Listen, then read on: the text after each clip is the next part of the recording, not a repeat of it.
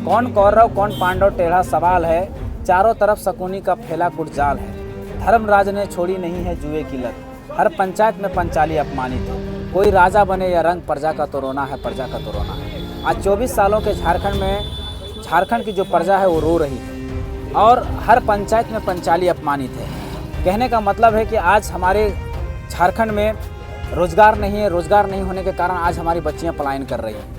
हमारी बच्चियों को अच्छी शिक्षा नहीं मिल पा रहा है। अच्छी शिक्षा नहीं मिलने के कारण उसको अच्छी रोजगार नहीं मिल रहा है। रोजगार नहीं मिलने के कारण हमारी बच्चियों को बेचा जा रहा है। इसलिए हम कह रहे हैं कि पंचाली अपमानित है। ये मैं नहीं कह रहा हूँ, NCRB national crime record bureau के आंकड़े कहते हैं कि झारखंड में 2772 केस रजिस्टर्ड हुए मानव तस्करी के, जिसमें बच्चियों को बेचे जाने का मतलब कि पूरा दुनिया में या पूरा भारत में अगर शर्मनाक विषय कुछ होता है तो होता है कि हमारी महिलाओं के साथ शोषण, हमारी बच्चियों के साथ शोषण।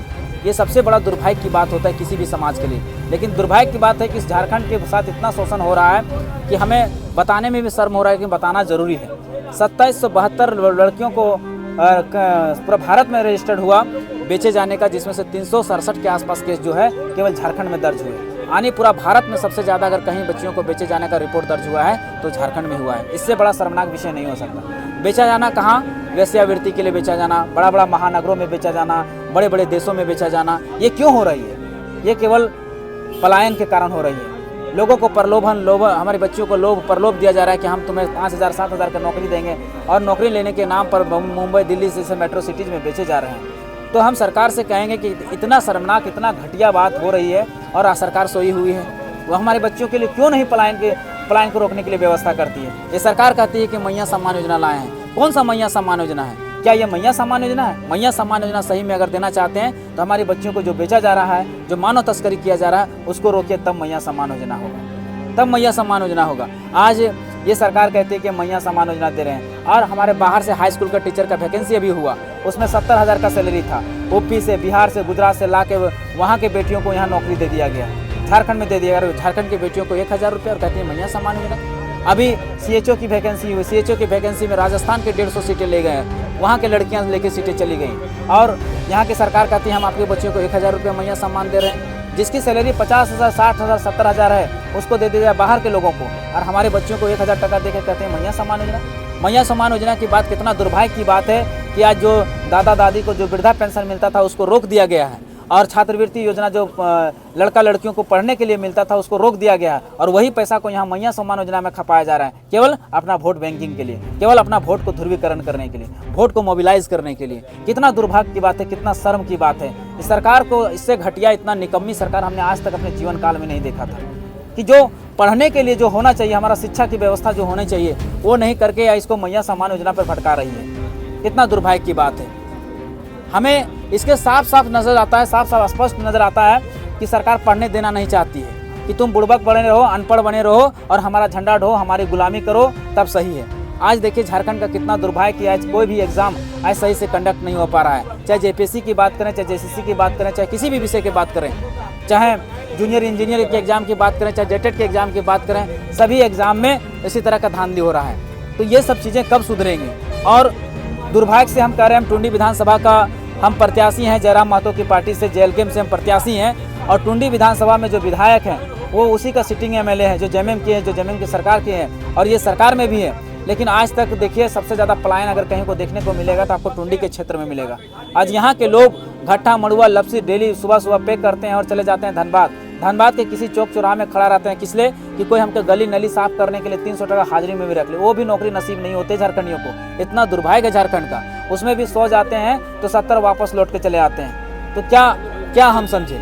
टुंडी वासियों के लिए कितना दुर्भाग्य की बात है। और स्वास्थ्य और शिक्षा की तो बात ही नहीं कीजिए। स्वास्थ्य और शिक्षा तो दूर दूर तक नजर नहीं आता है। केवल विधायक जी ने केवल काम किया है तो केवल और केवल अपना बढ़ाया है। आज अपना 19 को विद्यालय, कॉलेज और यूनिवर्सिटीज बना लिए हैं और उनमें अपने बेटा बेटियों को सेटल कर दिया है। लेकिन जो जनता, जिसने वोट दिया, जिसने टैक्स दिया, उसका क्या? वो तो रोड पे रह गए। उसके बच्चे तो आज भी छगरी गोरखी कर रहे हैं, आज भी बकरी चरा रहे हैं, गाय चरा रहे हैं, बैल चला रहे हैं। कितना दुर्भाग्य की बात है।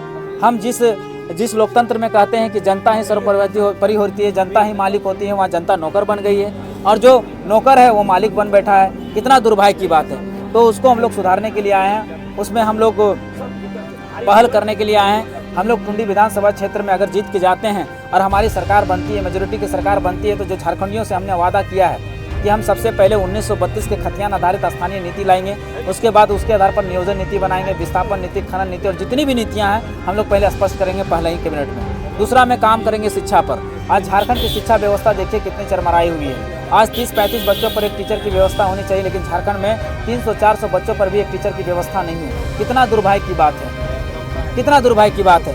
आज हमारे बच्चे यहाँ से पढ़ लिख कर निकलते हैं, जाके बम्बई, दिल्ली, कलकत्ता में डंपर चलाते हैं, ऑटो ड्राइवरी करते हैं, बंधुआ मजदूरी करते हैं। अरे यही साथ के बच्चे हैं, वहाँ से निकलते हैं तो कोई गूगल का सीईओ बन जाता है, तो कोई माइक्रोसॉफ्ट का सीईओ बन जाता है, सुंदर पिचई बनता है तो कोई सतना डेला बनता है, और हमारे बच्चे ऑटो ड्राइवर बनते हैं। क्यों? क्योंकि हमारी शिक्षा व्यवस्था सही नहीं है।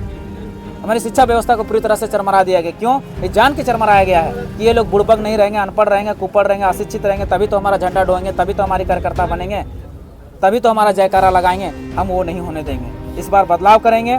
और दूसरी बात, हमारा स्वास्थ्य की व्यवस्था को पूरी तरह से डैमेज कर दिया गया, खत्म कर दिया गया है। जो भी हमारे पास जमा पूंजी होती है उसको हम लोग आज बीमार पड़ते हैं तो सबसे बड़े प्राइवेट हॉस्पिटलों में खर्च करते हैं। आज सदर हॉस्पिटल चल जाइए, चाहे SNMCH चले जाइए, शहीद निर्मल महतो मेडिकल कॉलेज चले जाइए, चाहे तो आप रिम्स चले जाइए, सबका वही हाल है। हमारे यहाँ के लोग बीमार पड़ते हैं तो उसको बेड तक नसीब नहीं होती। इतना दुर्भाग्य की बात है। दवा और डॉक्टर तो छोड़ ही दीजिए। तो उस पर हम लोग पहल करेंगे और सबसे पहले स्वास्थ्य व्यवस्था को सुदृढ़ करेंगे। उसके बाद तीसरा जो पलायन की समस्या है, जो सबसे ज़्यादा पलायन है, तो हम लोग झारखंड में 5.5 लाख नौकरियां हैं, जिसमें 3.5 लाख पोस्ट खाली है। तो स्थानीय नीति, नियोजन नीति स्पष्ट करके सबसे पहले उन पोस्टों को भरने का काम करेंगे। उन पोस्टें जब भर जाएंगी तो हमें प्राइवेट कंपनियों में हमने वादा किया है कि जितनी भी प्राइवेट कंपनियां हैं, करीब 2800 लिस्टेड प्राइवेट कंपनियां हैं, जिसमें से 10,000 15,000 एम्प्लॉयज़ काम करते हैं। Tata, Vedanta, CCL, BCCL, ECCL, नवरत्न, महारत्न, मिनी रत्न जैसी कंपनियां हैं। उन कंपनियों में सबसे पहले 75% हम यहाँ के स्थानीय लोगों को रिजर्व करने का प्रयास करेंगे, नौकरी देने का प्रयास करेंगे। उसके बाद अगर लोग बैठ जाते हैं तो उसको MSME के तहत, लघु उद्योग के तहत हम उसको सेटल करने का प्रयास करेंगे और उसको यहाँ पर काम धंधा देने का प्रयास करेंगे। जितना हो सके हम लोग अधिक से अधिक काम करने का प्रयत्न करेंगे। ये हमारा 3 काम सबसे पहले होगा। केंद्र के द्वारा, आप शिक्षा नीति पे बात कर रहे थे, केंद्र के द्वारा, बीजेपी की सरकार के द्वारा 18% टैक्स लगा है। क्या शिक्षा पर भी टैक्स लगनी चाहिए? नहीं, ये बहुत दुर्भाग्य की बात है और जिस सरकार ने लगाया उसकी हम आलोचना करते हैं, हम उसका भरसक कड़ी निंदा करते हैं। 2 चीज़ों पर कभी टैक्स नहीं होनी चाहिए, एक स्वास्थ्य, एक शिक्षा। जितना जल्दी हो सके सरकार को इसको टैक्स फ्री होना चाहिए। शिक्षा तो खास करके टैक्स फ्री होनी चाहिए, किसी भी कीमत पर टैक्स उसमें लगना ही नहीं चाहिए। कॉपी, कलम, किताब, इस सब पर टैक्स कभी नहीं लगना चाहिए, क्योंकि शिक्षा ही वो स्तर है जिसमें मनुष्य को मनुष्य बनाता है। मनुष्य जब तक उसको शिक्षा नहीं मिलता है, ज्ञान नहीं मिलता है, तो वो जानवर के समान है। इसलिए शिक्षा बहुत ज़रूरी है और शिक्षा अगर निःशुल्क रहेगा तो हमारे जो चप्पल पहनने की जिनकी हैसियत नहीं वो भी बच्चे पढ़ सकते हैं। 18% आप टैक्स लगा देंगे तो हमारे बच्चे कहाँ से पढ़ पाएंगे? टुंडी की जनता के लिए आप क्या संदेश देंगे? टुंडी की जनता के लिए साफ संदेश यही है कि 24 सालों के बाद झारखंड जगा है। इस बार सूतना नहीं है, आप लोग को जागना है और देखिए कि कौन आप लोगों को जगाया है, उसको मजबूत करने का प्रयत्न करें। हम लोग जो झारखंड और झारखंडियत की बात करते हैं, जिनकी लड़ाई हम लोग लड़ रहे हैं, हम लोग को एक बार मौका दीजिए। हम लोग जिन वादों के तहत आए हैं उन वादों को पूरा करने का प्रयास करेंगे। ऐसा नहीं कि हम लोग डायरेक्ट चुनाव में उतरे, पहले हम लोग ने संघर्ष किया, पहले मेहनत किया और बताया सरकार को कि ये चीज़ें हैं, गलत स्थानीय नीति है, इसको आप स्पष्ट कीजिए, गलत नियोजन नीति है, इसको आप सही से लागू कीजिए, गलत विस्थापन नीति है, इसको सही से लागू कीजिए। लेकिन सरकार ने अभी तक नहीं सुनी। सरकार के ही वादे थे कि हम आएंगे तो स्थानीय नीति लागू करेंगे, नियोजन नीति लागू करेंगे, 5 लाख युवाओं को सरकारी नौकरी देंगे। क्या 5 लाख सरकारी युवाओं को नौकरी मिला? क्या स्थानीय नीति झारखंड में बना? क्या नियोजन नीति झारखंड में बना? क्या 25 करोड़ तक का जो टेंडर का वादा था वो क्या झारखंडियों को मिला? नहीं मिला। मतलब 56 वादों में से एक भी वादा जो है इनका पूरा नहीं हुआ। तो हम कहेंगे कि इस बार आप लोग परिवर्तन कीजिए, बदलाव कीजिए और जो युवा पीढ़ी आपको आपके भविष्य की बात करता है, जो स्वास्थ्य, शिक्षा, रोजगार की बात करता है, जो हक अधिकार की बात करता है, आपके बाल बच्चों के हक अधिकार की बात करता है, उसको चुन के लाइए। और इस बार हमारा जो चुनाव चिन्ह 10 नंबर कैंची छापर है उसमें बटन दबाने का प्रयास करिए। हम ये टुंडी के जनता से अपील करते हैं और झारखंड की जनता से भी अपील करते हैं कि हमारे जितने भी प्रत्याशी झारखंड में उतरे हुए हैं सबको आप कैंची छाप पर बटन दबाकर उसके हाथों को मजबूत करें, ताकि हमारी मेजोरिटी की सरकार बने और हम जल्द से जल्द इन नीतियों को लागू कर सकें, हम झारखंड के भविष्य को सुधार कर सकें, हम झारखंड के भविष्य के लिए काम कर सकें। आपका परिचय? मेरा नाम मोतीलाल महतो हुआ और मैं झारखंड लोकतांत्रिक क्रांतिकारी पार्टी का अभी टुंडी विधानसभा का प्रत्याशी हूँ। जो जयराम मातो जिसके केंद्रीय अध्यक्ष हैं। तो टुंडी की जनता से बारंबार अपील है कि आप किसी छापर ही बटन दबाएं। धन्यवाद। जोहार, जय हिंद, जय झारखंड। सानू महतो झारखंडी को लाइक, फॉलो, शेयर, कमेंट करें।